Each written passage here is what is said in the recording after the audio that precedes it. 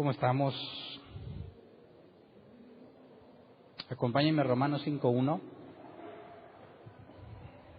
Vamos a empezar donde nos quedamos.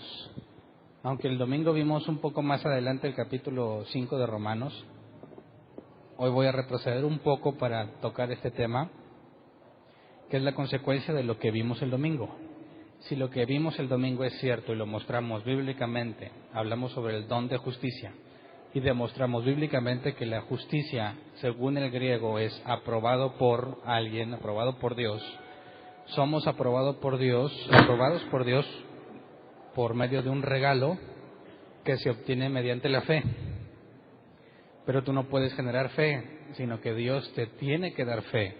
Entonces, solamente aquellos a quienes Dios le dé fe están capacitados para que mediante esa fe obtengan el regalo de la justicia, y entonces la consecuencia es que estamos en paz con Dios. Leamos Romanos 5:1. Dicen: en consecuencia, ya que hemos sido justificados mediante la fe, tenemos paz con Dios por medio de nuestro Señor Jesucristo. Así se llama el tema, paz con Dios. Y la intención es analizar esto, porque creo yo que hay un versículo que dice que la paz de Dios que sobrepasa todo entendimiento, ¿verdad? ¿Cuál es esa paz? Ese pasaje lo voy a dejar hasta el final. Después de todo lo que vamos a ver hoy, creo yo que va a quedar perfectamente claro cómo es que la paz de Dios sobrepasa todo entendimiento. Porque en algunos años de mi vida yo llegué a pensar que Dios me daba esa paz porque oraba o cuando cantaba o algo, ¿no? Pero esa paz se iba, no siempre tenía paz. A veces me sentía muy bien, a veces no me sentía bien. Entonces ya vimos también cómo algunos cristianos usan la paz como medidor, donde tengo paz de Dios o no tengo paz de Dios, pero pretendo demostrar que todo eso está sacado completamente de contexto y entendamos qué es esta paz, la paz que tenemos con Dios, cómo es que, qué significa, cómo funciona y cómo es que sobrepasa todo entendimiento. Entonces, para empezar, yo creo que todo cristiano está de acuerdo en el hecho de que podemos acercarnos a Dios, ¿verdad? De que podemos estar en paz con Dios. Creas o no creas el hecho de que la salvación se pierde o no, ambos cristianos, los que piensan que no se pierde y los que piensan que sí se pierde, se sienten en paz con Dios. Pero hay una contradicción muy extraña. Si tú consideras que la salvación se pierde, ¿de dónde viene la paz que tienes para con Dios? Es decir, así como los cristianos, quienes piensan que la oración tiene poder, que es algo antibíblico, ¿verdad? Quienes piensan que la oración tiene poder y puedes cambiar las cosas mediante la oración, se acercan a Dios para pedirle o darle sus peticiones y esperan que Dios las cambie, ¿verdad? Nosotros que decimos, la oración no cambia las cosas, la oración es un intercambio de deseos con Dios, de manera que no le estoy pidiendo que cambie las cosas, sino le externo cómo me siento y le pido que haga su voluntad a pesar de lo que yo quiera, tal como Jesús lo hizo. Si nosotros que pensamos que la oración no cambia los planes de Dios y no tenemos la más mínima intención de cambiarlos, podemos orar con confianza. También oran con confianza los que piensan que cambian los planes de Dios cuando oran, ¿verdad? Pero se vuelve contradictorio si realmente yo puedo cambiar los planes de Dios cuando oro, me acerco, le digo a Dios: Dios, por favor, concédeme esto, esto y lo otro, te lo pido en el nombre de Jesús, amén, y me vengo o termino de orar con la certeza de que Dios va a obrar a mi favor, como enseñan muchos, ¿verdad? ¿En qué se basa esa confianza de que Dios va a obrar a tu favor?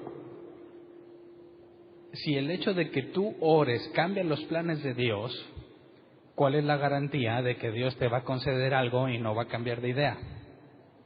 ¿Cuál es la garantía de que Dios pueda concederte algo si realmente yo o cualquiera de sus hijos puede cambiar sus planes, ¿no? Un ejemplo claro podría ser personas que dicen: Señor, el domingo nos vamos de día de campo, por favor que no llueva. Y otra persona que dice: Señor, por favor que llueva porque hace falta la lluvia en nuestros terrenos. Y los dos elevan la oración a Dios. ¿A quién le va a cumplir? ¿En base a qué tendrías la certeza? No, yo estoy seguro que no va a llover porque ya lo declaré y lo confesé y se lo pedí en el nombre de Jesús. Es completamente absurdo si crees que tú puedes cambiar los planes de Dios. Es completamente absurdo que pienses que puedes tener la certeza de que te va a dar lo que pediste, porque cualquiera pudiera cambiar sus planes. Si lo vemos desde una perspectiva bíblica y sabemos que Dios no modifica sus planes por el amor que nos tiene, ya que Él es bueno, perfecto, ¿verdad? Y yo no, y mis deseos son egoístas. Bajo ninguna circunstancia Dios cambiaría su plan para concederme el mío. Incluso sería por amor a mí.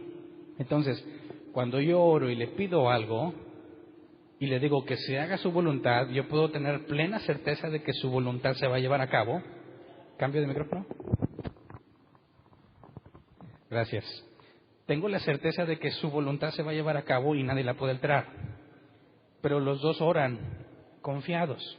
Igual, cuando tú te acercas, retrocedemos un poco, te acercas a Dios y piensas que la salvación que has recibido puedes perderla, y como dijimos el domingo, con mucho pecado. No poquito pecado, con mucho. Me puedo equivocar una vez y Dios me da chance, pero si me equivoco una y otra vez, Dios te borra del libro y dice, ya basta, Hernán. Pero si te arrepientes, entonces Dios dice, bueno, te voy a dar chance y te vuelvo a escribir. Y es un borrón y escribir mientras estás en ese vaivén de que te equivocas y te arrepientes, ¿verdad? Si realmente depende de ti.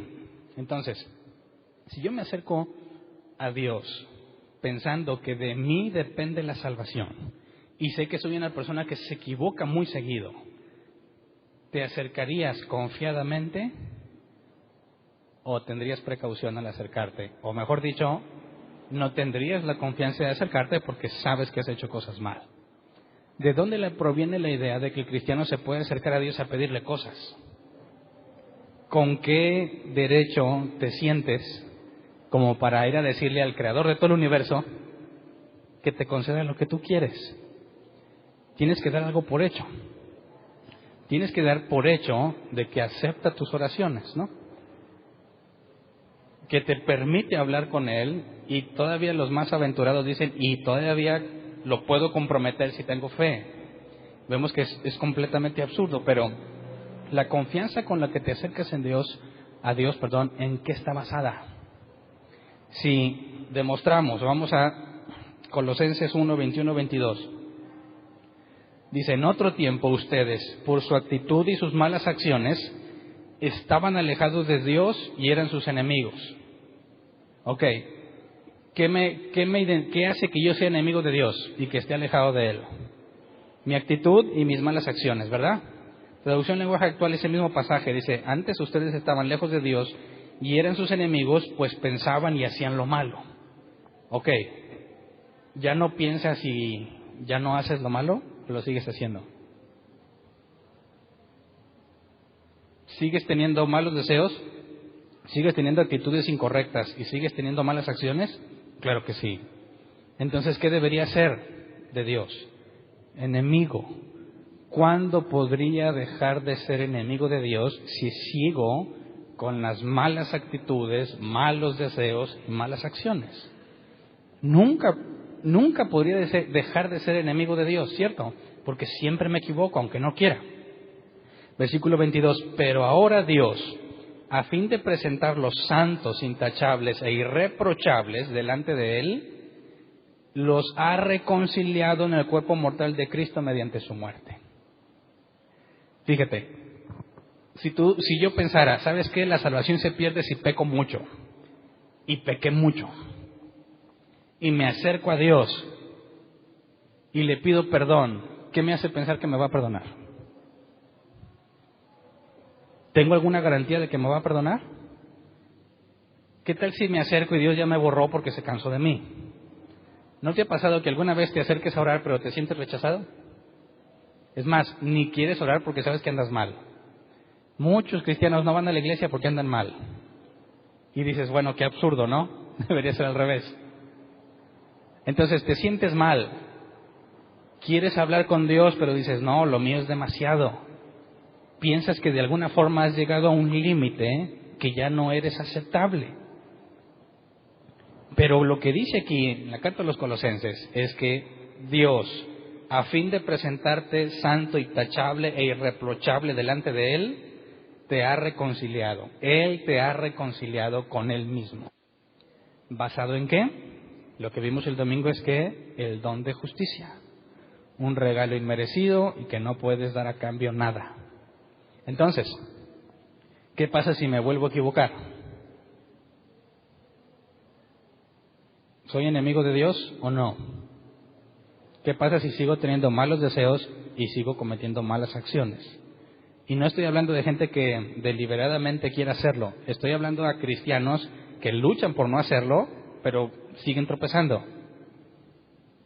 ¿En qué momento ya no cuenta mi maldad para llamarme enemigo de Dios? No sé si me explico. Mi maldad me hace enemigo de Dios. Dios me da el don de justicia. Ahora, yo digo, soy hijo de Dios, ¿verdad? Todos los cristianos dicen que son hijos de Dios, pero sigo teniendo malos deseos y malas acciones. Por definición, debería seguir siendo enemigo de Dios. Entonces, ¿dónde está la confianza que tienes para acercarte? La gran mayoría de cristianos no piensa en eso, ¿verdad? Da por hecho que de alguna forma extraña, a pesar de que la salvación se pierde, parece que Dios está obligado a perdonarme. Y dicen, claro que la salvación se pierde, claro que se pierde. Bueno, pregúntale, entonces, ¿con qué confianza te acercas? ¿Cómo sabes que en este instante, cuando tú le oras, Él dijo, no, hombre, ya te borré, no sé qué estás haciendo hablando conmigo, Hernán, si yo ya te borré? ¿Te acercarías confiadamente a Él? Dices, no, espérate, a ver, ¿cómo he andado? No, pues sabes que sí le he regado mucho. Conclusión lógica, seguramente ya te borró.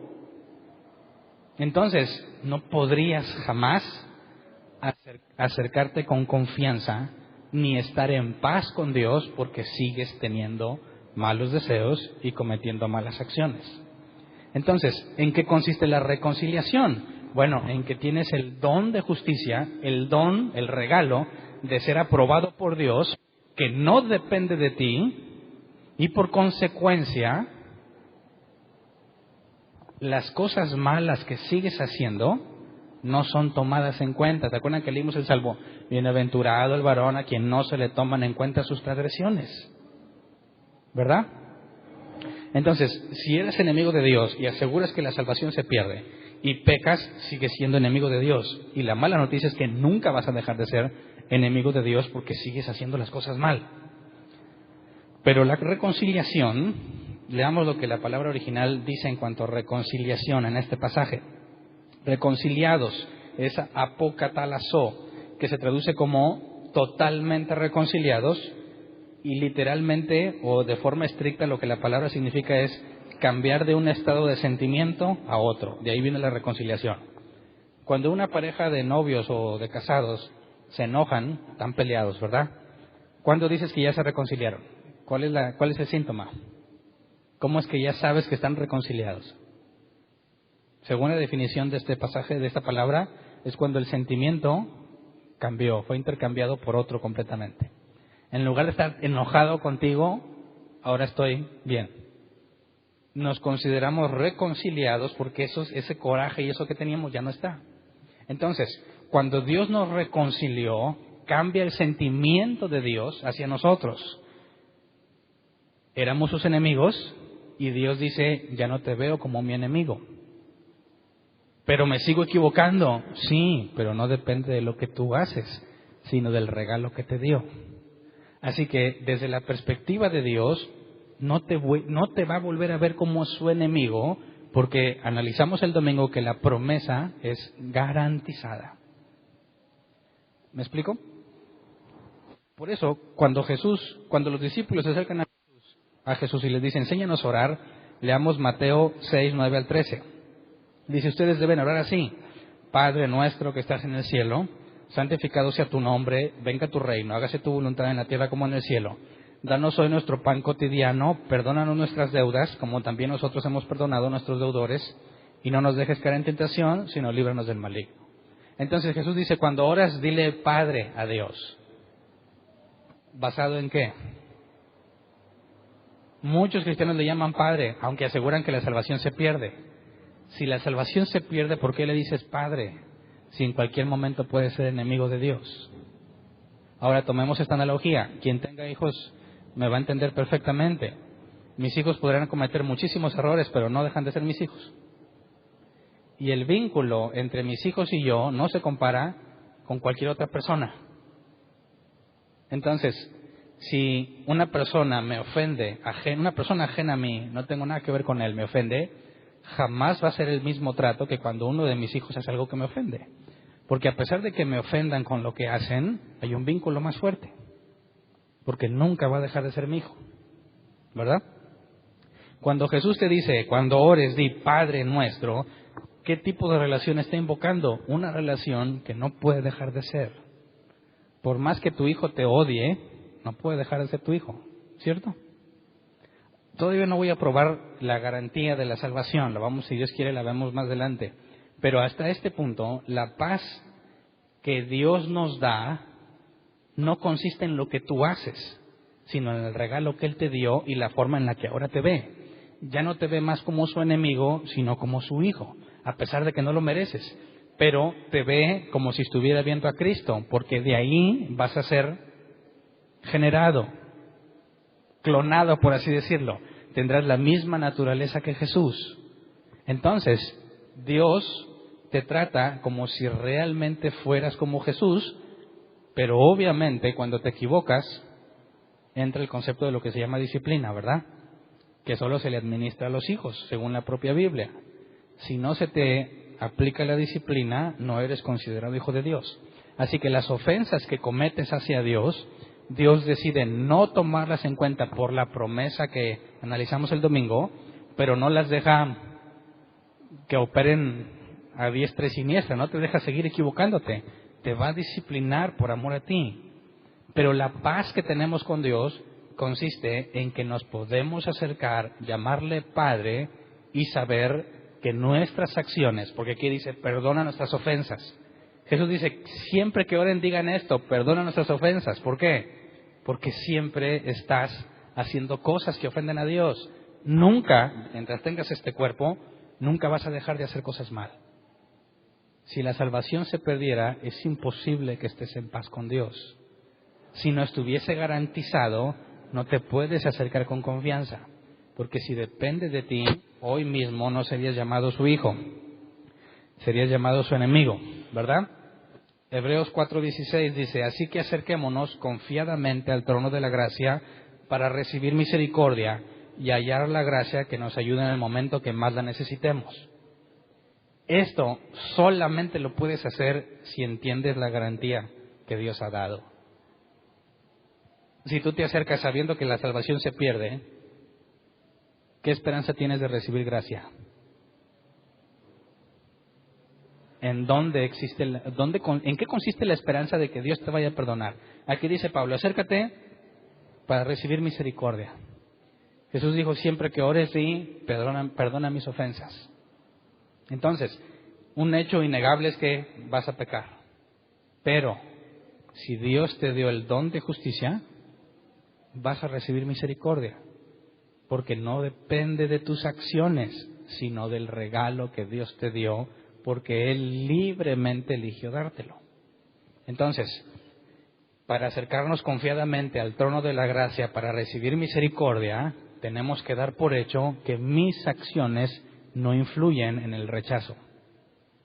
La cantidad de pecado que he cometido no se compara con la gracia que Dios me ha dado. Si yo realmente mantuviera mi salvación por las cosas que hago, ¿se acuerdan cuando hablamos de Abraham? Pablo dijo de Abraham, si Dios no le hubiese dado como un regalo la justicia a Abraham, sino que si Abraham lo hubiera obtenido por obras, entonces ya no hay gracia en la salvación, porque a quien obra se le debe un salario. Si realmente yo mantengo la salvación porque hago cosas bien y no peco mucho, peco poquito, entonces Dios me debe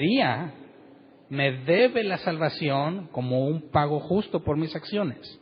Pero toda persona que sabe lo pecadora que es, jamás trataría de agradarle a Dios según mis acciones. ¿Qué clase de loco quisiera acercarse a Dios y decirle, Dios, mírame qué bien ando? Ahí la llevo, no me he equivocado tanto como los otros, así que gracias por tu salvación, gracias porque me has dado la capacidad de mantenerla, y por eso tengo confianza en que me debes la salvación, me debes misericordia, porque he hecho lo que te agrada. Ninguno de los que enseñan que la salvación se pierde ora así, ¿verdad que no? Cuando oran como si tuvieran la garantía de que van a recibir misericordia y se contradicen. ¿Cierto? Porque cuando ven que alguien peca más que ellos, dicen, no, este ya perdió la salvación, este no es salvo. Pero no se están viendo ellos mismos, ¿verdad? Entonces se acercan a Dios confiando en que no son tan pecadores como ese. Pero el estándar para compararnos, ¿quién es? Jesús, sin mancha y sin pecado. Compárate con Jesús, ¿cómo andas? Y dirías, no, hombre, ya perdí la salvación hace mucho. Entonces, ¿con qué confianza te acercas? Si ya eres enemigo. ¿Se acuerdan que leímos el domingo? Por un solo pecado Adán fue condenado. ¿Cuántos necesitas tú? ¿Cuál es el límite? Uno solo. Con uno solo. Lo leímos hace ratito en Colosenses. Tus malos deseos y tus malas acciones te hacen enemigos de Dios. ¿Cuántas? Una. Pero, si el don de justicia está garantizado, a pesar de que haya pecado gravemente, que yo me vea a mí mismo como alguien que debería ser rechazado, si yo entiendo que fui reconciliado con Dios y que Él cambió su sentimiento hacia mí, y que no depende de lo que yo hago porque es un regalo, entonces, y solo entonces, puedo acercarme esperando recibir misericordia, porque sé que mis acciones no influyen. ¿Cierto? Y cualquiera que enseña o piensa que la salvación se pierde, pero se acerca con confianza al trono de la gracia, se contradice a sí mismo y se convierte en un hipócrita. La oración del publicano, que Jesús dijo que el Padre no la acepta. Pero el que oraba diciendo, Señor, sé propicio a mí porque soy pecador. Me sé nomás la versión 60 de ese pasaje. En base a que va y reconoce, he pecado. ¿Cuál es tu motivación a reconocer que has pecado? Si eso puede provocar que pierdas tu salvación. No le diría nada, no Señor, ando bien, andas mal, pruébamelo. ¿Por qué? Porque si realmente ando mal y la salvación se pierde, ya estoy perdido. Así que nunca sería motivado a confesar mi pecado si mi pecado hace que mi salvación se pierda. Trataría de esconderme, evitarlo, como muchos cristianos lo hacen. Andan mal, no oran, andan mal, no van a la iglesia, andan mal, no leen la Biblia. ¿Por qué andan mal? Porque aquí piensan que Dios ya los rechazó. Entonces, ¿cómo puedes tener paz con Dios? Es imposible a menos que la salvación esté garantizada. ¿Me explico? Entonces, leamos otro pasaje. Romanos 5, 6 al 8. Dice, a la verdad, como éramos incapaces de salvarnos, en el tiempo señalado, Cristo murió por los malvados. Difícilmente habrá quien muera por un justo, aunque tal vez haya quien se atreva a morir por una persona buena. Pero Dios demuestra su amor para nosotros en esto, en que cuando todavía éramos pecadores, Cristo murió por nosotros. Y aquí introduce el término amor, ágape. El amor por decisión. ¿Dios realmente te ama o simplemente decide amarte? ¿Qué opinas? Cuando Dios dice ama a tus enemigos y tú puede que no soportes a tu enemigo, pero lo tienes que amar, entendemos por definición que el ágape es decisión, amor por decisión. Así que dice, cuando tu enemigo tiene hambre, dale de comer, no porque sientes chido o porque te estás motivado a hacerlo, sino porque decides hacerlo y controlas o autocontrolas los sentimientos que tengas hacia esa persona.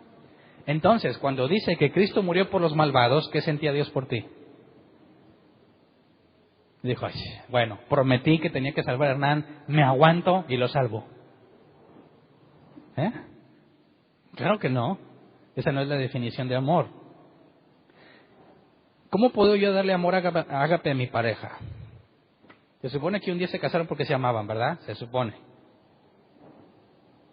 Lamentablemente algunas parejas pierden eso y hablan de que se acabó el amor, aunque la Biblia dice que el amor nunca deja de ser. Así que alguien me está mintiendo, ¿verdad? Ellos que dicen que el amor se acabó o la Biblia. ¿Y sabes qué? Yo le voy más a la Biblia. Entonces no estás entendiendo de qué se trata el amor. El amor ágape consiste en amar por decisión a pesar de que en ese momento esté enojado, esté molesto, amargado, lo que sea, o mi pareja me haya ofendido. Estoy comprometido porque si Dios me amó a mí, siendo pecador, yo hago lo mismo con mi pareja, pero eso no significa que no la amo, aunque no lo decida. No sé si me explico. Yo puedo experimentar amor hacia una persona, mi pareja, mi esposa, esté enojado o no esté enojado. Pero la acción de amar a Agape implica que mis sentimientos no son tomados en cuenta y decido hacer algo por ella. Pero eso no significa que nunca la tolero, o sea, no la soporto y simplemente la estoy tolerando porque tengo que amarla de forma ágape. Claro que no. En esto consiste lo que nos dice Pablo. Eras pecador, eras transgresor, enemigo de Dios, pero te mostró su amor ágape, que a pesar de que eras enemigo de Él, murió por ti. Pero esto no es por toda la humanidad, ¿verdad? Más adelante entraremos en ese tema. Personalicemos lo que estamos aquí. Él murió por ti siendo malvado. Ok. ¿En qué momento tus acciones provocaron que Dios viniera por ti? No haciendo lo correcto, sino lo incorrecto. Y leeremos, si Dios quiere, el domingo, que cuando abunda el pecado, sobreabunda la gracia. Y ya analizaremos eso. Pero hasta este punto, si cuando Dios decidió reconciliarte con Él, eras malo, ¿qué te hace pensar que si vuelves a ser malo te va a rechazar? Si ya eras malo y no te rechazó. ¿Me explico? Entonces, el amor de Dios consiste, si nosotros lo podemos entender, es que si nos ha regalado la justicia y ahora ya no somos enemigos de Él, porque así Él nos ve, no porque realmente hayas dejado de hacer cosas malas, y me ama de tal forma que a pesar de que yo no quería nada con Él, fue y me trajo, ¿crees que existirá poder humano, poder alguno, que te separe del amor de Dios? ¿Qué nos separará del amor de Cristo? En eso consiste la confianza, la motivación para acercarme a Dios y decirle, soy pecador. Y no lo niego, pero yo sé que mi situación de pecador jamás ha cambiado. Y no fue mi justicia la que Dios tomó en cuenta para reconciliarme con Él, sino que mi situación pecaminosa permanecerá, no tan descarada como antes, o no tan visible como antes, pero sigues pecando. Así que la paz que tengo con Dios consiste en la garantía de que Él me amó estando mal, de que Él me regaló la justicia y de que hay una promesa y que Dios juró por sí mismo que la cumpliría. Así que este tipo de cosas son las que nos motivan a hacer lo que dice aquí Romanos 5:1 al 2. Dice, en consecuencia, ya que hemos sido justificados mediante la fe, tenemos paz con Dios por medio de nuestro Señor Jesucristo. También por medio de Él y mediante la fe, tenemos acceso a esta gracia en la cual nos mantenemos firmes. Así que nos regocijamos en la esperanza de alcanzar la gloria de Dios. Y este es otro tema. Fíjate, ¿cómo es que te mantienes firme? ¿En base a qué? ¿En base a tu justicia? ¿En base a tus buenas acciones? ¿En base a qué? A la gracia. ¿Y se acuerdan cuando definimos gracia el domingo? Un favor, libre de quien lo hace, algo a tu favor. ¿Qué es lo que hace que te mantengas firme? ¿Que no pecas? ¿Que lees la Biblia? ¿Que te congregas? Su gracia. Por eso dice la Escritura, 7 veces que era el justo, el Señor lo levantará. Es su gracia la que te mantiene firme. Tú vienes humillado porque la has regado y Dios te dice, órale, arriba. Y dices, estoy firme. ¿En qué? Firme en la confianza de que su promesa está garantizada. Eso me hace firme. Jamás mis acciones me harían permanecer firme delante de Dios. Y luego, en base a eso, en base a que su gracia me sostiene, yo puedo tener una esperanza. ¿Cuál es esa? Alcanzar la gloria de Dios, lo que se llama glorificación, que es el punto final de la salvación. Cuando estemos terminando el libro de Romanos, vamos a repasar otra vez el Ordo Salutis. El proceso bíblico, sobre todo lo vemos reflejado en la carta de los Romanos, de qué pasos o qué eventos suceden en la vida de un humano para poder ser salvado. Y el último es la glorificación. Alcanzaremos la gloria de Dios. Pero la Nueva Versión Internacional dice, nos regocijamos en la esperanza de alcanzar la gloria de Dios. y parece que tú la tienes que alcanzar, pero eso no lo dice el original. Leamos la versión 60. Dice, versículo 2, Romanos 5, 2, por quien tenemos entrada por la fe a esta gracia en la cual estamos firmes y nos gloriamos en la esperanza de la gloria de Dios. Y no está la palabra alcanzar. Traducción lenguaje actual, dice, nos alegra saber que por confiar en Jesucristo, ahora podemos disfrutar del amor de Dios y que un día compartiremos con Él toda su grandeza. Y quitó la palabra gloria. Entonces, ¿qué significa? Según la versión 60, que es la que lo traduce fielmente en este caso, ¿qué significa que tenemos esperanza de la gloria de Dios? La glorificación consiste en lo que Pablo dijo, que un día tendremos un nuevo cuerpo, ¿qué? Un nuevo cuerpo glorificado. ¿Qué significa que sea glorificado? Bueno, Jesús fue glorificado. Heredaremos esa naturaleza. El cuerpo que recibamos es glorificado. ¿Por qué glorificado? Nos vamos a meter más adelante en eso cuando lleguemos al punto de la glorificación. Pero, ¿cómo podrías esperar que un día tengas la imagen de Jesús si la salvación depende de ti? ¿Quién se sentiría firmemente confiado en que la va a alcanzar si depende de ti? Si depende de ti, ¿qué seguridad tienes ahorita de estar en el libro de la vida? No tendrías ninguna seguridad. Así que una cosa lleva a la otra. Me puedo acercar con confianza porque recibí el regalo. Estoy en paz con Dios. Ya no me ve como su enemigo. Ok, su gracia me mantiene firme. Entonces tengo la esperanza de alcanzar la gloria de Dios. Pero tengo que aclarar aquí este asunto, que jamás vamos a estar a la altura de Dios. Nuestros amigos mormones han cometido un error muy grave por la revelación que les dio su profeta, que aseguran que un ángel le dio, a pesar de que la Escritura dice claramente que si un ángel viene con un evangelio diferente, sea anatema.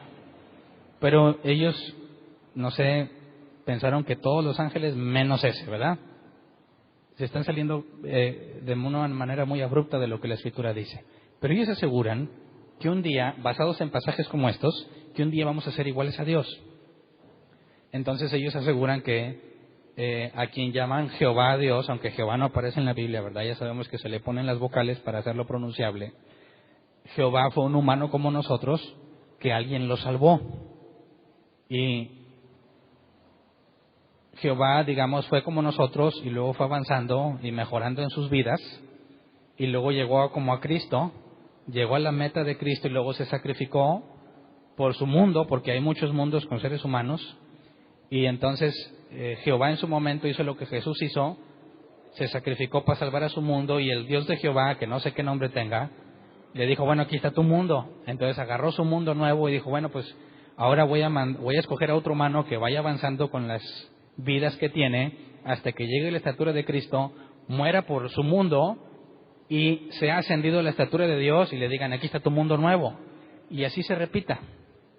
De manera que tú y yo, según la perspectiva de los mormones, un día tendremos que ir a la cruz y un día seremos como Dios y se nos va a entregar nuestro mundo.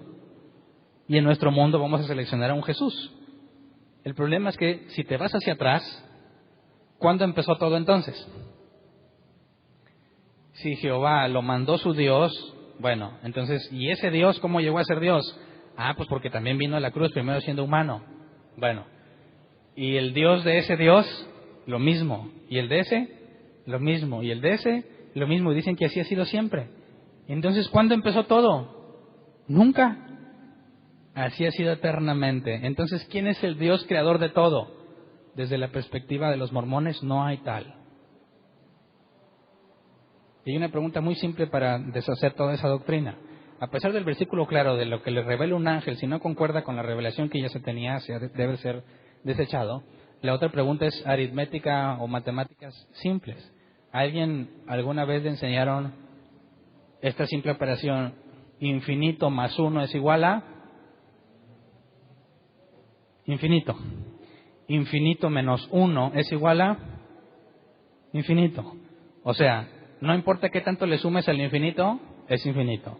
No importa cuánto le restes al infinito, es infinito. Entonces, si realmente hay un infinito número de dioses que se hacen humanos y todo hacia atrás, el día de hoy jamás hubiera llegado. ¿Estás de acuerdo? ¿Me explico? ¿No? Imagínate que hacia atrás está el infinito, ¿verdad? Si el tiempo existe de manera infinita hacia atrás, súmale un día, y luego un día, y luego un día, y luego un día hasta que llegamos a nosotros, ¿verdad? Pero si es un número infinito allá y le sumas uno, y le sumas, ¿cuándo llegarías aquí? Nunca, porque el infinito que está allá nunca se acaba. ¿Me explico? Así que si realmente hay un infinito hacia el pasado, nunca llegaríamos aquí. Así de simple. Y nuestros amigos mormones no pueden demostrar lo contrario. Y lamentable y vergonzosamente, toda su doctrina es echada por tierra con cosas lógicas muy simples, sin necesidad de entrar a la Biblia. ¿Qué es esta glorificación entonces? Por eso la Escritura dice que alcanzaremos la estatura de Jesús. Y cuando analizamos el domingo que el don de justicia lo recibíamos por medio de Jesús, es porque la justicia que Jesús alcanzó será dada a nosotros. ¿Me explico? Cuando tengamos el nuevo cuerpo del cual habla la Escritura. Entonces, no vamos a tener la imagen de Dios, porque la Biblia dice que Jesucristo se despojó de sí mismo, haciéndose semejanza de siervo. Y en esa naturaleza, aunque no como la de nosotros, porque nosotros éramos pecadores hijos de Adán, Jesús fue sin pecado, fue glorificado a una estatura superior, pero no a la divinidad que tenía. Así que cuando nosotros heredemos o recibamos la estatura de Cristo, no los elevamos a la altura de dioses. Seguimos siendo cosas creadas. Por eso la glorificación consiste en entender que cuando estemos delante de Dios, ¿cómo podrías estar delante de Él y permanecer en pie cuando Él es un Dios justo? Tendrían que abrir los libros. Un solo problema que tengas en toda tu vida, un solo pecado, condenación, inmediatamente. Entonces, la única forma de poder presentarnos ante Dios, como dice, lo veremos cara a cara, es porque todo este cuerpo que tengo va a ser desechado y se te va a dar uno nuevo con los méritos que Jesús alcanzó. Y si Jesús está a la diestra del Padre con esa naturaleza que obtuvo, nosotros reinaremos juntamente con Él. ¿Me explico? Entonces, no nos vamos a convertir en dioses. Simplemente alcanzamos el nivel de justicia que se requiere para poder permanecer en pie delante de Dios, y la obtuvimos por medio de lo que Jesús hizo, que fue obediente hasta la muerte, y por eso fue exaltado hasta lo sumo. Entonces, no nos descuidemos aquí con este asunto de la glorificación, que más adelante en otros capítulos lo vamos a ver más a detalle. Entonces, tengo la esperanza de que por su gracia me mantengo firme. Tengo la esperanza, entonces, de que un día voy a alcanzar la estatura de Jesús. Si la promesa no está garantizada, jamás tendría esa esperanza, porque me conozco que soy corrupto y que la perdería. El primer que me digan, Hernán, aquí está, cuídala, en un instante te vas a equivocar. La perderías inmediatamente. Así que la única forma de tener la esperanza de la glorificación consiste en que no depende de mis obras, sino el regalo que se me entregó. Por eso el Espíritu Santo en la vida del creyente es la garantía, las arras de la promesa. Tienes el Espíritu Santo, tú estás escrito en el libro de la vida. Y no hay forma de que seas apartado del amor de Dios.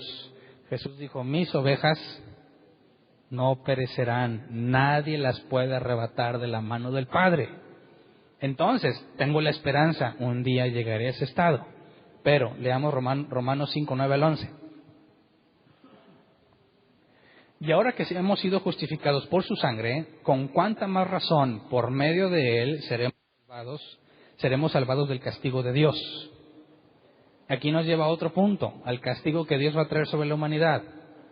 ¿Vas a ser salvado o lo vas a experimentar? Pues ahí dice claramente, ¿verdad? Sabemos que cuando entramos a Apocalipsis y la gran tribulación, la ira del Señor es el castigo o el justo juicio que derrama sobre la humanidad, que si nosotros hemos sido justificados no tenemos por qué experimentar. Versículo 10, porque si cuando éramos enemigos de Dios fuimos reconciliados con Él mediante la muerte de su Hijo, con cuánta más razón, habiendo sido reconciliados, seremos salvados por su vida. Y no solo esto, sino que también nos regocijamos en Dios por nuestro Señor Jesucristo, pues gracias a Él ya hemos recibido la reconciliación. Entonces, podemos ver hacia adelante, seguros de que no vamos a recibir castigo, seguros de que si la muerte de Jesús nos trajo semejante regalo, ahora estando allá, por la promesa que tiene, ¿qué nos espera? Si siendo pecadores nos dio semejante bondad, estando en la estatura de Cristo, ¿qué crees que te espera? En eso consiste el gozo del creyente, en que no depende de las circunstancias que estás viviendo, porque por más mal que te vaya, hay una garantía de que estarás con Él. Entonces, Romanos 5, 3 al 5. Y no solo en esto, sino también en nuestros sufrimientos, porque sabemos que el sufrimiento produce perseverancia. La perseverancia, entereza de carácter, la entereza de carácter, esperanza. Y esta esperanza no nos defrauda, porque Dios ha derramado su amor en nuestro corazón por el Espíritu Santo que nos ha dado. Entonces, ¿qué pasa? Entremos un poco más a detalle con la vida de los creyentes en aquel tiempo y de muchos creyentes en nuestro tiempo también. Ok, si Dios te dio semejante regalo, semejante bondad, semejante gracia y semejante misericordia, ¿por qué te va mal? ¿Por qué sufres? ¿Por qué Dios no hace algo para impedirlo? El sufrimiento que experimentas, si realmente entiendes el regalo que se te ha dado y la garantía de ese regalo, la felicidad o la paz que se experimenta con Dios no se compara con ningún sufrimiento. Al contrario, los sufrimientos que experimentas a causa de Jesús te comprueban la garantía de la promesa y del regalo que se te dio. ¿Se acuerdan cuando analizamos cuando Jesús dijo que el Padre busca que los verdaderos adoradores le adoren? Y analizamos qué es un adorador verdadero. Y vinimos a este pasaje. ¿Por qué? Porque veamos en forma breve, porque es un tema que ya vimos a profundidad, en forma breve, qué es lo que nos está diciendo Pablo aquí en las palabras que vemos como perseverancia, entereza de carácter y todo eso. Nos da un proceso. Sabemos que el sufrimiento produce perseverancia. La palabra sufrimiento, o la versión 60 lo traduce como tribulación, es hlipsis, que se traduce como presión interna que provoca que alguien se sienta confinado, sin opciones y sin escape. Algo que no necesariamente externamente todos dirían, no, pues ya lo mataron. No, hay muchas cosas que nos preocupan y nos hacen pensar que ya no hay más esperanza en la vida. Aunque a ojos de otro dirías, ay, por favor, a mí me han pasado cosas peores, o te estás ahogando en un vaso de agua. Pablo se centra en lo que tú sientes, no en lo que los demás perciben, ¿ok? ¿Te alguna vez te has sentido tan presionado que sientes que no hay salida? Claro que sí. Y Pablo dice que nos gozamos, nos gloriamos en eso, y la palabra gloriamos es kaukomai, que se traduce como vivir con la frente en alto. Entonces, fíjate, tengo la promesa de que voy a ser salvado y Dios me ha dado un regalo impresionantemente inmerecido, pero me va mal económicamente. ¿Te debes de agüitar? Deberías de pensar, pues si aquí me va mal, ¿qué garantía tengo de que me va a ir bien? Si hoy me está yendo mal, ¿qué me hace pensar que me va a ir bien más adelante? Y puede provocar que muchos cristianos se avergüencen cuando tienen problemas de salud, problemas financieros, problemas matrimoniales o problemas con sus hijos, etcétera, etcétera. Se quedan sin trabajo, sienten que ya se acabó la esperanza y se va la paz. No, lo que pasa es que no has entendido de qué se trata. Aquí dice, podemos vivir con la frente en alto aunque sintamos que no hay salida. Dice entonces que el sufrimiento, la tribulación produce perseverancia. Y la palabra perseverancia es el griego hupomone, que se traduce como permanecer debajo de, resistencia o paciencia. Entonces, siento que no tengo salida, pero tengo que aguantar. Permanecer debajo de, como cargar algo que me es muy pesado, pero tengo que soportarlo. La perseverancia produce prueba. La palabra prueba es del griego dokime, que se traduce como aprobación mediante pruebas, demostrar que es verdadero. Entonces, cuando tienes una situación que te hace pensar que no hay salida, ¿cuál es la señal inequívoca de que realmente eres de los hijos de Dios? Que perseveraste, que soportaste, que lograste pasar todo ese proceso difícil y eres considerado alguien que es aprobado. Por eso Jesús dijo que hay una semilla en la parábola del sembrador que vienen los problemas y las cosas de la vida y se pierde. La que persevera, la semilla que da fruto, esa es la que fue realmente buena tierra y que el mensaje que se sembró da fruto. Entonces, cuando nos habla aquí de que vienen las presiones internas, los que tienen tanta presión que se apartan de Dios definitivamente, ¿cuál es la conclusión lógica según este pasaje? No eran auténticos. Jesús también lo enseñó en su parábola. Entonces, quienes permanecen con la frente en alto, aunque cuesta mucho tener la frente en alto en una situación tan difícil, ahí más o menos ni tan alta la frente, ¿verdad? Pero te aguantaste. Obtienes la evidencia, doquime, prueba de autenticidad. Ahora, si sabes que lo soportaste, dice que la prueba produce esperanza. La palabra esperanza es elpis, que se traduce como expectativa de lo que es seguro, confianza. Entonces, ¿sabes qué? Me fue bien mal, pero aquí estoy. Dios no me dejó, no me rechazó, no me fui. Tenía ganas de irme quizás. Quería aventar todo, pero aquí estoy. Y ¿sabes qué? Si ya le leímos que es la gracia la que te mantiene firme, sabes que no eres tú. No permaneciste por lo bien que hiciste las cosas, porque todo estaba mal. Permaneciste porque Él, según su gracia, te mantuvo firme, a pesar de que sentías que no había salida. Entonces, tienes expectativa de lo que es seguro. Tengo la confianza de que soy de Él y por consecuencia tengo certeza en lo que va a suceder. La glorificación. ¿Me explico? Entonces, cuando pasas por esos procesos, dice Pablo, te ha dado un gran regalo, has sido reconciliado con Dios, te tiene un gran amor, y cuando te va mal, te demuestra cuánto te ama porque su gracia te mantiene firme. Y cuando sales de ese proceso difícil y ves que seguiste firme, a pesar de que tú querías tirar la toalla, la única conclusión es decir, Dios es fiel. Y lo que me dio, lo garantizó.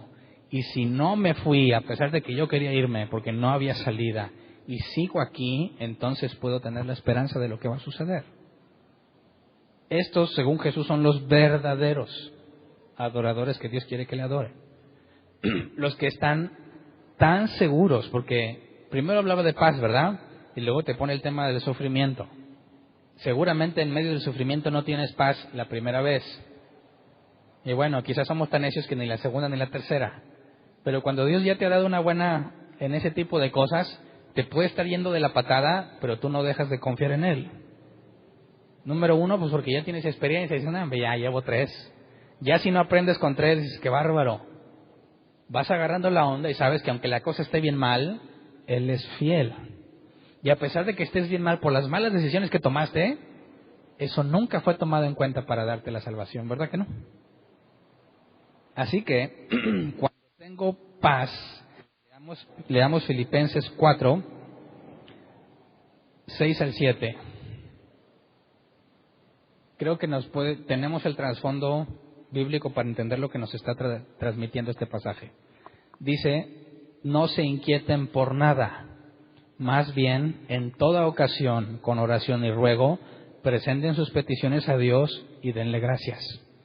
Y la paz de Dios, que sobrepasa todo entendimiento, cuidará sus corazones y sus pensamientos en Cristo Jesús. ¿Puedes entender por qué sobrepasa todo entendimiento? ¿O todavía no? ¿Cómo puedes, Hernán, te está yendo la patada? ¿Cómo puedes tener paz con Dios? ¿Cómo te acercas a Dios tranquilamente a pesar de que la regaste bien feo? Pues porque nunca ha dependido de mí. Era pecador, murió por mí. Me dio un regalo. Tengo el Espíritu Santo, garantía. La he regado muchas veces. ¿Me está yendo mal? Sí, pero sigo orando y dándole gracias, porque tengo la certeza de lo que va a pasar conmigo. Que el que empezó la buena obra en mí, la perfeccionará. Que Dios hará que lleguemos a la estatura del varón perfecto. Él, no yo. ¿Cómo hace eso? Bueno, lo veremos cuando analicemos la predestinación.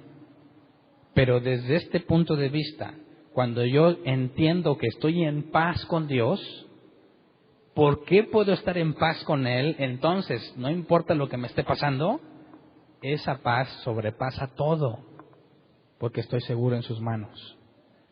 Nadie puede arrebatar las ovejas de la mano del Padre. Jesús dijo, ninguna perecerá. De los que me da, ninguno perecerá. Entonces te podrá ir bien mal. Pero si entiendes en qué consiste la paz y la reconciliación con Dios, ningún sufrimiento se compara. Por eso los apóstoles y muchos otros creyentes iban a la arena, al Coliseo romano, devorados por fieras, aserrados, decapitados, quemados vivos. Y estaban dispuestos. ¿Por qué?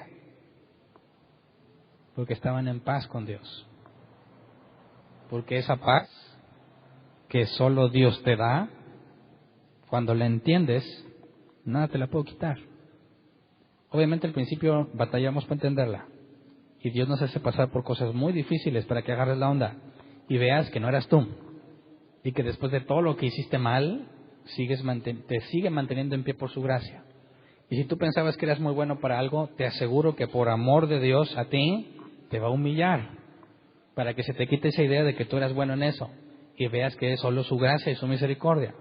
Y si sigues necio, pues te va a humillar más. Y más necio, y pues más. Y cuando entiendes esa área, pero digas, bueno, está bien, esto no soy yo, pero esto sí, bueno, te va a humillar en eso.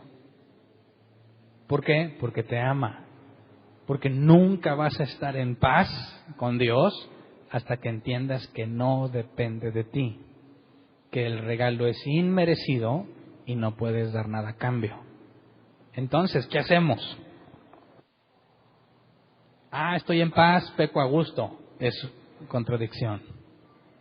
Porque quienes enseñan o quienes piensen que el hecho de que tu salvación no depende de tu pecado te da libertad para pecar, no ha estudiado la Biblia lo suficiente para entender que Jesús dijo que nadie que no nazca de nuevo entrará en el reino de los cielos.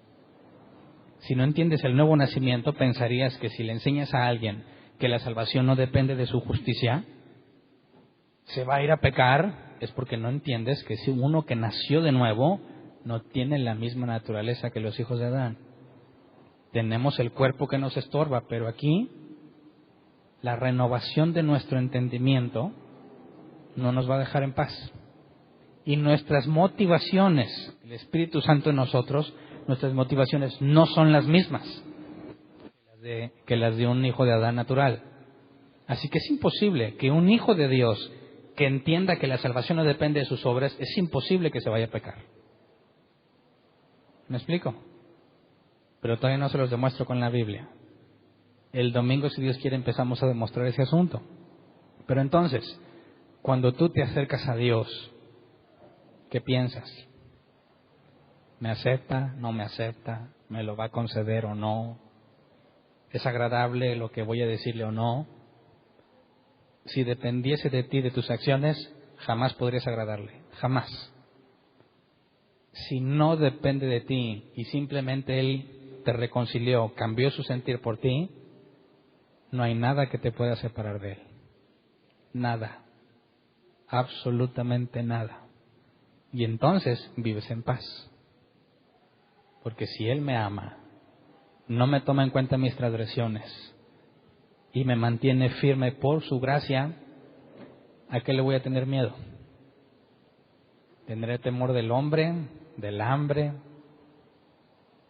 Si Dios conmigo, ¿quién contra mí? ¿Puedes entender eso?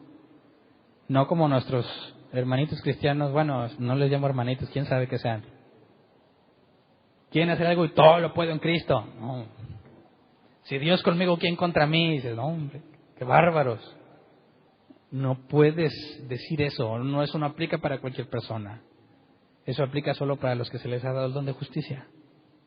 Porque entonces sí, si Dios está contigo, ya sea que sufras, te maten, lo que sea, nadie te puede robar lo que Él ya te dio. En eso consiste el si Dios conmigo, ¿quién contra mí? No que si hablas más de mí, te va a ir mal, porque Dios está conmigo. O que vamos a ganar la final porque Dios está conmigo, etcétera, etcétera, cosas que nada tienen nada que ver con la Escritura. Entonces, tú necesitas comprender que cuando oras, tienes que saber que el Padre te ve como un hijo y que tienes toda la confianza para decir, Señor, hice todo esto mal, y su sentimiento hacia ti no cambia. Y puedes decirle, dame misericordia, disciplíname, cámbiame, quiero hacer lo que te agrada, pero no puedo. Cámbiame aquí, dame dominio propio. ¿Qué debo de hacer para dominarme? Porque no puedo hacer menos después de todo lo que has hecho por mí. ¿Me explico? ¿Quiénes están en paz con Dios? Solo a quienes se les ha regalado el don de justicia y han caminado un rato humillados por Dios, ¿verdad? Porque aunque si tienes poco de cristiano, bíblicamente hablando, ¿verdad? Porque muchos andábamos de locos y nos decíamos cristianos, haciendo barbaridad y media. Y yo te digo, las cosas viejas pasaron, apenas hasta ahorita, no cuando pensabas antes. Las cosas viejas pasaron, son hechas nuevas, naciste de nuevo. Los discípulos fueron llamados y no habían nacido de nuevo. 3 años con el mismo Jesús en persona y mira, huecotes de aquí, necios, hasta que Dios les abre el entendimiento. Entonces, ahí está, ahí sucedió algo. Ahora eres guiado por el Espíritu Santo. Entonces estás capacitado para entender cómo te ve Dios, por qué le puedes decir Padre a pesar de que haces cosas malas. Deberías ser su enemigo, pero debido a lo que Él hizo, a pesar de que te comportas muchas veces como su enemigo, te ve como su hijo. ¿Quién puede tener más poder que el de Dios para apartarte de su amor? ¿Quién? Nadie. Así que si realmente piensas que la salvación se pierde, ni siquiera pues deberías estar orando, ni siquiera pedirías cosas, no podrías estar en paz, porque constantemente estarías perdiendo lo que se te dio. Jamás estarías reconciliado con Él, porque nunca vas a dejar de pecar. La reconciliación depende única y exclusivamente del regalo que Él te dio. Y si lo que te dio no es regalo, entonces no estás reconciliado, porque es imposible que le agrades.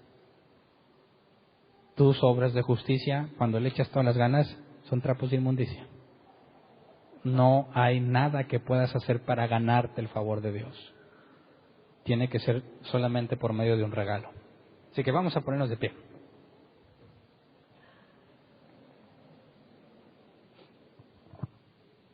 En esto consiste el Evangelio. Pablo dice, este es el Evangelio que yo predico.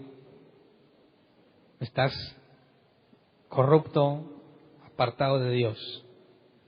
Cristo murió por ti. Ahora vives para Él. Te llamas hijo de Dios, amigo de Jesús. Gratuitamente. Toda la gloria pertenece al Padre. Ese es el Evangelio bíblico.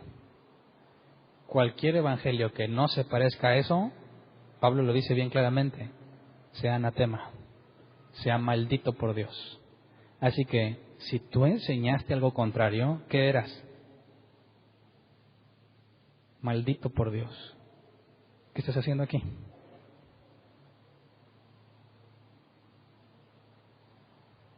Inmerecidamente estás descubriendo que la Escritura dice, y si lo eres capaz de entenderlo, tienes evidencia de que a pesar de las barbaridades que andabas haciendo, que siendo un pecador, fue y se reconcilió contigo.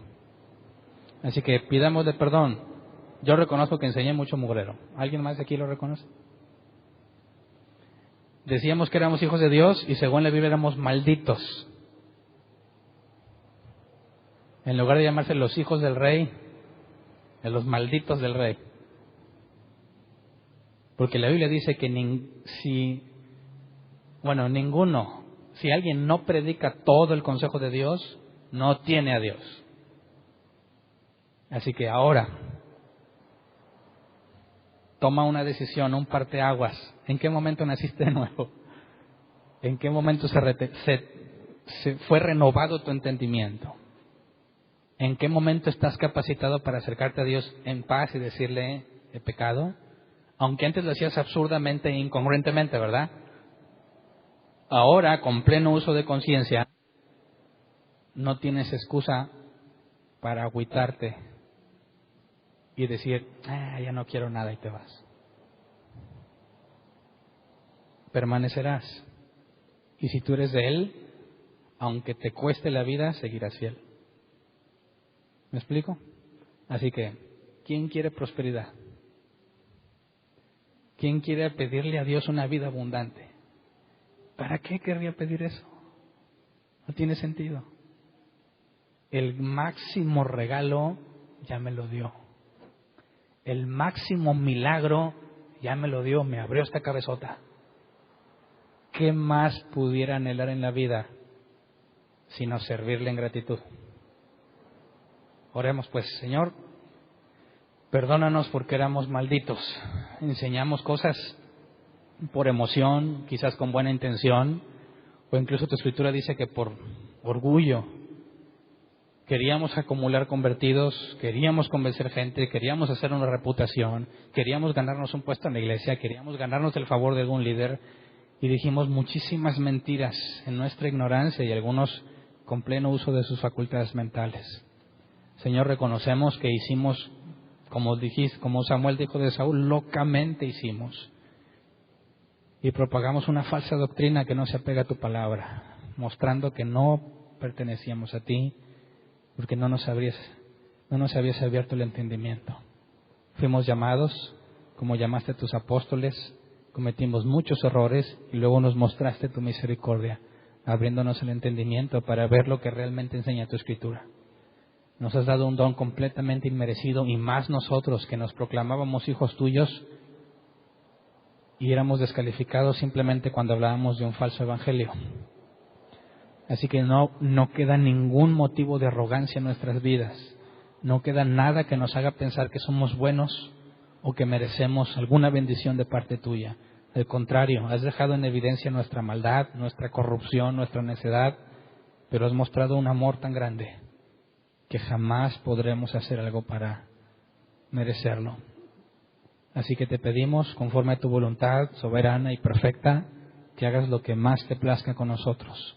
No permitas que nos desviemos, no nos entregues a nuestros inútiles razonamientos.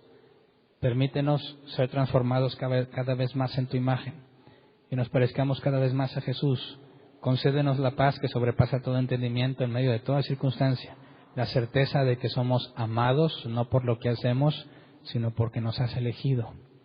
Señor, concédenos ser fieles, concédenos permanecer, ser buen ejemplo a los que nos conocen, ser de edificación a la iglesia, presentarnos como obreros que no tienen de qué avergonzarse porque hacen buen uso de la palabra, interpretan correctamente la palabra de verdad, cosa que solo puede provenir de ti si nos haces entender, porque tu Espíritu Santo nos enseñaría, nos guiaría y nos haría recordar todas las cosas que nos has dicho. Así que, Señor, nos humillamos ante ti y te pedimos que nunca nos dejes exaltarnos, que siempre permanezcamos humillados ante ti para hacer lo que es agradable y correcto ante tus ojos. A ti sea la gloria y la honra en todo lo que hemos hecho, a pesar de las cosas malas que hicimos. Cámbialas en algo bueno que solamente tú tienes el poder. Así como Pablo daba testimonio de todas las cosas vergonzosas que hizo, nosotros podemos dar testimonio de que ahora somos personas diferentes y que reconocemos los errores y las malas enseñanzas que hicimos y que estamos a tu servicio, Señor, para que nos uses conforme a tu propósito. Sea la gloria y la honra en todo para ti, Señor. Gracias. Amén.